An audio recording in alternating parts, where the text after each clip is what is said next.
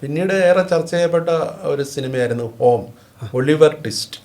അതിന് ഒരു അച്ഛൻ്റെ വേഷമാണ്, പക്ഷേ അന്ന് വരെ കാണാത്ത, അതിൽ നിന്നെല്ലാം വ്യത്യസ്തമായിട്ടുള്ള ഒരു അച്ഛൻ. എങ്ങനെയാണ് അതിലേക്ക്? അതിൻ്റെ ഒരു പരിധി വരെ സ്ക്രിപ്റ്റ് റൈറ്റർ മേക്കപ്പ് മാൻ ഒരു പങ്കുണ്ട്.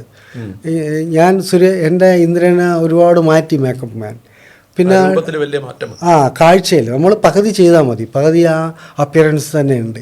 അത് ജനത്തിന് വലിയ കാര്യം. മേക്കപ്പിൻ്റെ ഒരു വലിയ പങ്കൊക്കെ ഈ റോണക്സിനെ പോലെ, പട്ടൺ റഷീദിനെയും രഞ്ജിത്ത് അമ്പാടിയെ പോലെയൊക്കെ ഉള്ള ആൾക്കാർ വന്നതുകൊണ്ട് ആ സാന്നിധ്യം അറിയുന്നു. അത് തിരിച്ചറിയുന്ന ഡയറക്ടർമാരും കുറവാണ്.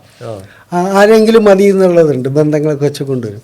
പക്ഷേ എങ്കിൽ അത് വലിയൊരു ഘടകമാണ് കോസ്റ്റ്യൂമും മേക്കപ്പും.